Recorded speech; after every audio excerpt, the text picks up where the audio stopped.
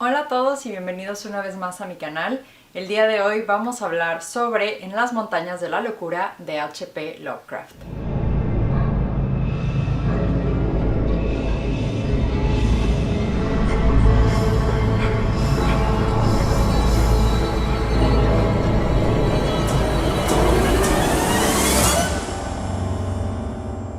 Pues bueno, esta fue la lectura de febrero para mi club de lectura de Patreon, la Biblioteca del Miedo, al cual ustedes pueden suscribirse usando el link que les voy a dejar en la cajita.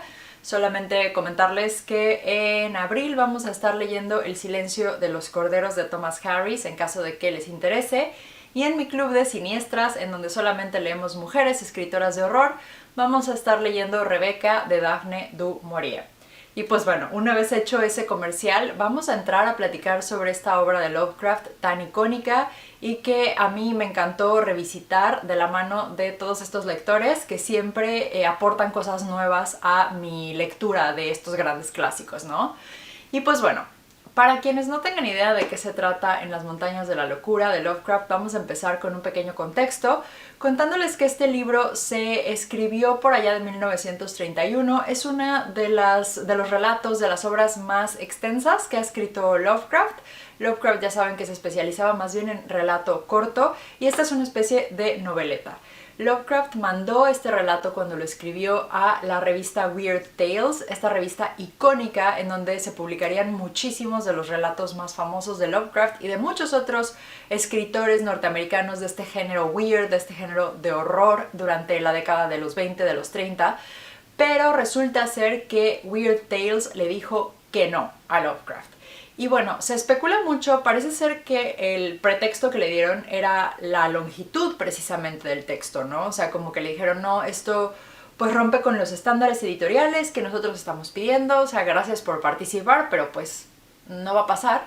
Y esto le rompió el corazón a Lovecraft. En una de sus numerosas cartas a August Derleth, uno de sus grandes amigos y también escritor de la tradición Lovecraftiana, él le confiesa que tras haber recibido este rechazo, pensó casi en retirarse de la escritura, ¿no? Porque él estaba muy orgulloso de esta obra y haberse encontrado con esa puerta cerrada pues fue obviamente un golpe para él.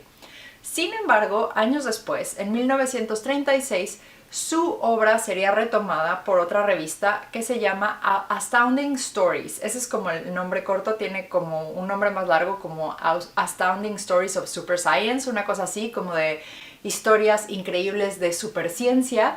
Y esta es una revista que se especializaba más en textos de ciencia ficción que de horror.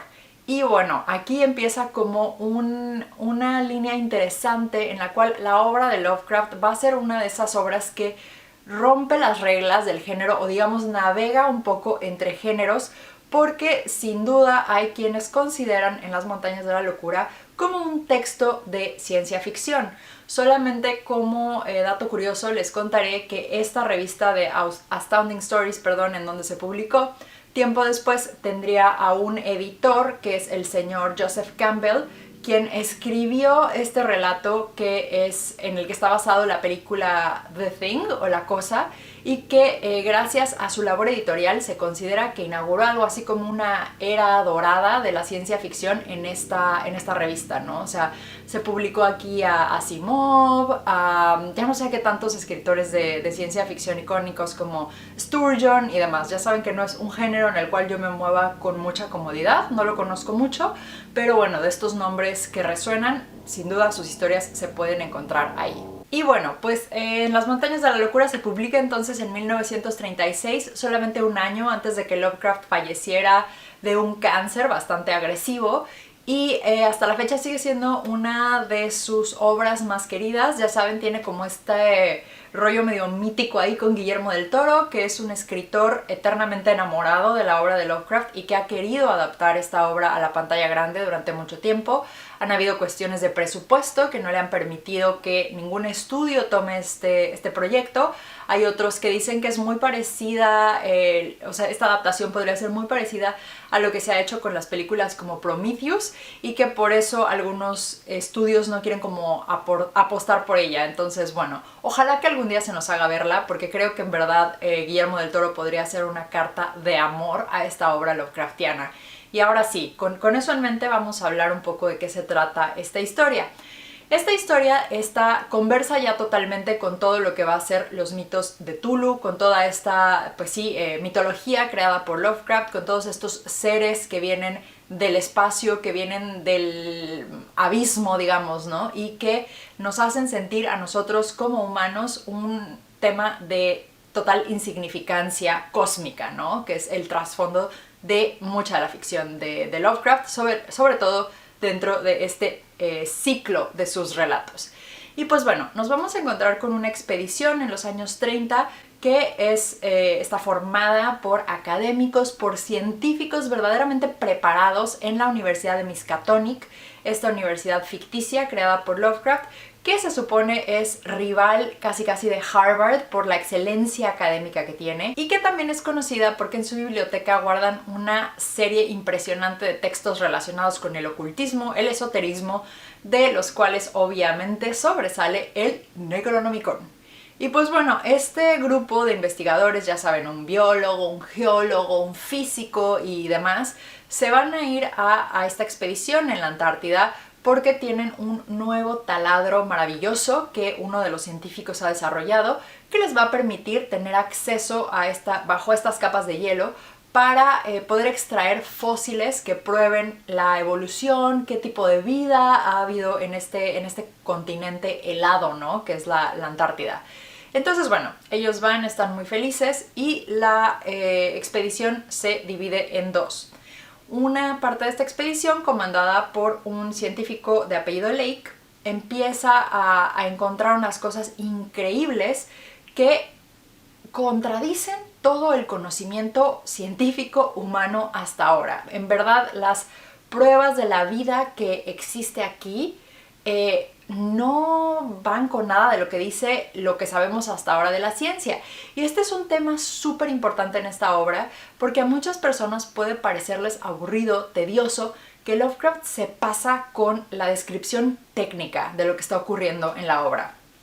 Todo el tiempo nos va a empezar a decir que si el protozoico, que si el cretácico, usa una terminología verdaderamente científica que te hace pensar que se documentó maravillosamente bien y que si ustedes son como yo, que me desarrollo en el campo de las humanidades y que no converso muy bien con este tipo de términos, puede de repente ser un poquito abrumador. Mi consejo para ustedes es que vayan un poco con la corriente, que lo sigan, porque más allá que el contenido que nos está presentando Lovecraft aquí, a mí me parece que eso es un marco para decirnos, miren, la ciencia, el conocimiento humano es una ilusión. Creemos tener un sentido de control gracias a todo lo que hemos estudiado, gracias a todo lo que hemos descubierto y podemos describirlo con palabras rimbombantes, como nos permite hacerlo la ciencia, con teorías que al final del día son solamente eso, teorías para explicar mejor el universo, pero ¿qué pasaría si de repente nos encontramos con evidencia empírica que contradice totalmente todo lo que creemos saber hasta el momento? Y creo que ahí es donde yace el verdadero horror de la obra de Lovecraft en general, pero de las montañas, en las montañas de la locura en particular, por todo este conocimiento científico que se nos va a caer de golpe cuando estos científicos empiecen a encontrar unos fósiles aterradores de unas criaturas que no tienen explicación científica. Estas criaturas que ellos van a encontrar son nada más y nada menos que los Elder Ones o los antiguos, una raza alienígena, una raza cósmica que llegó a la Tierra muchísimo antes de que la humanidad siquiera soñara con existir. Y estos científicos van a encontrar evidencia de que esta raza alienígena había colonizado la Tierra. Ellos tenían ya forjadas unas ciudades que funcionaban a la maravilla, tenían ya todo un sistema increíble de vida, ¿no? Desarrollado. Algunos vivían en la superficie, otros, conforme fueron evolucionando, vivieron en el fondo del mar, se fueron para el fondo del mar y crearon allá ciudades. E incluso ellos mismos crearon otra raza de la nada con estos poderes y con este conocimiento increíble que ellos tienen, que son los Shoggoths o los Shoggoths, como otras personas los llaman.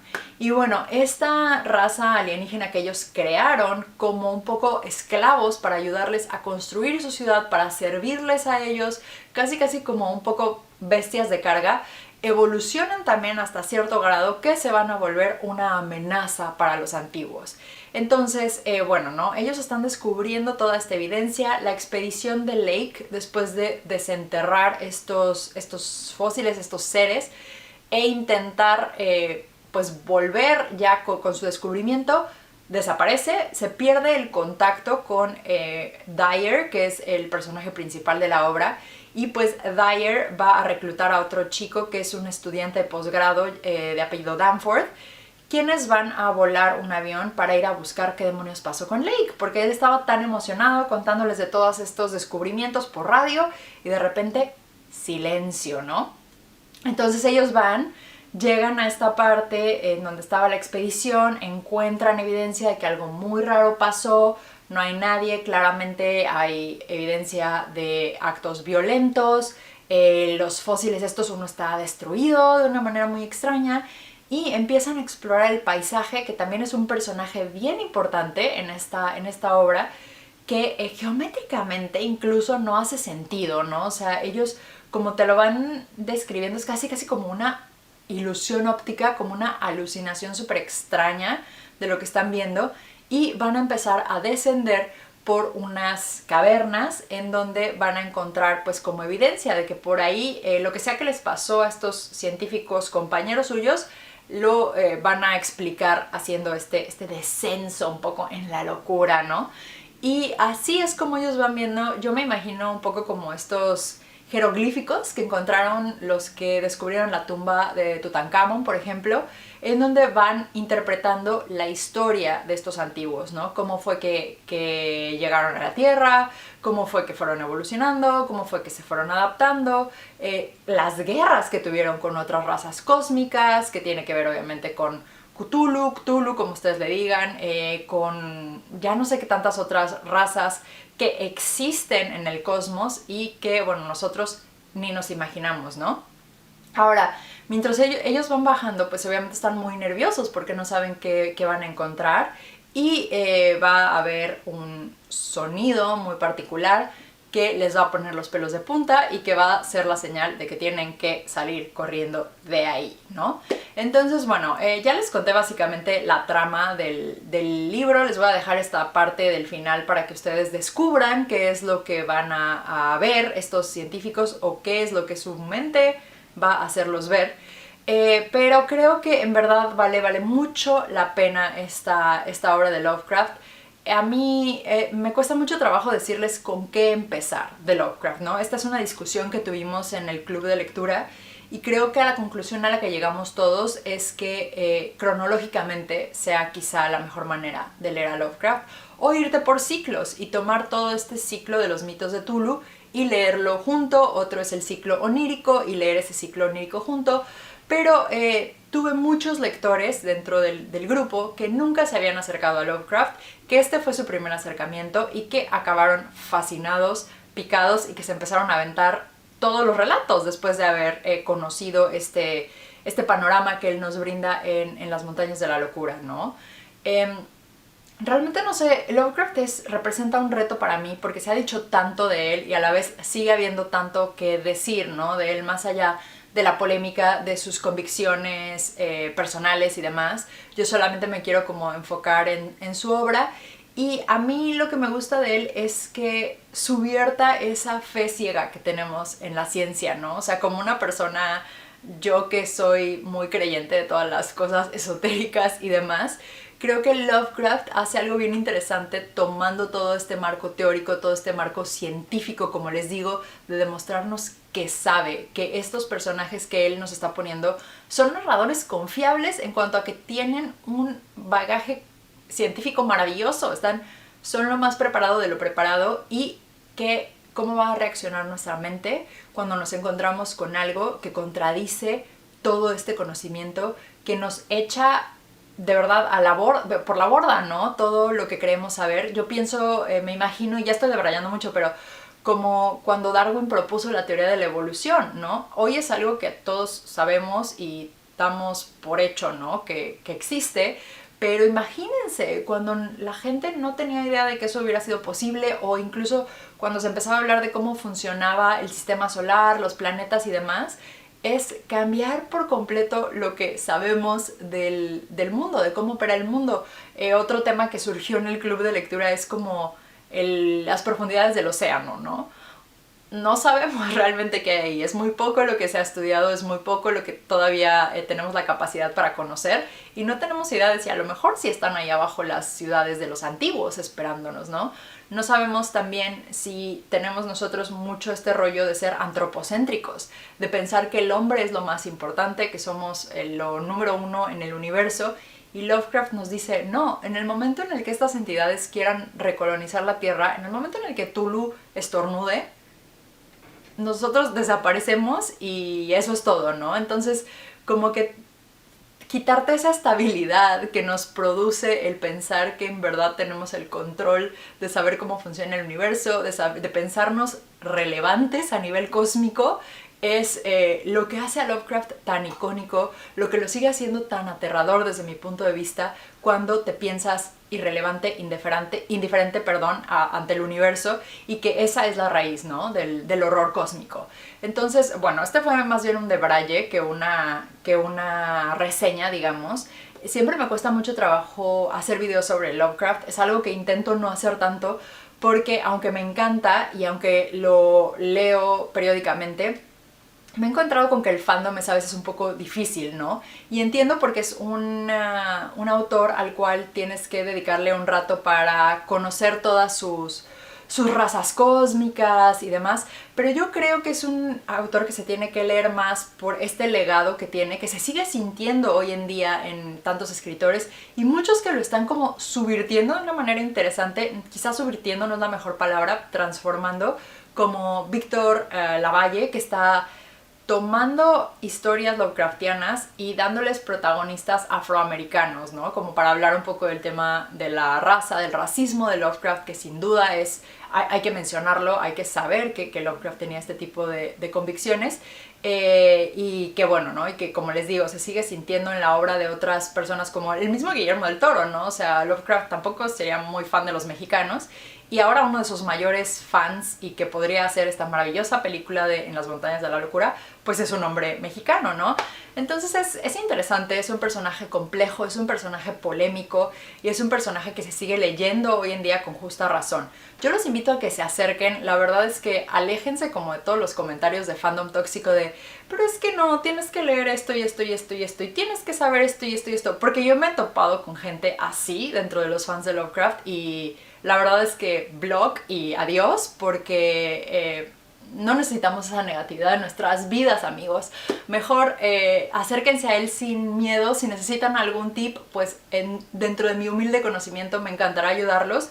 Y también recordarles que mi amigo Emanuel, de Un Lector Nocturno, tiene un círculo de lectura Lovecraftiano totalmente gratuito, en donde están leyendo relatos de Lovecraft, en donde van a leer ensayos de Lovecraft.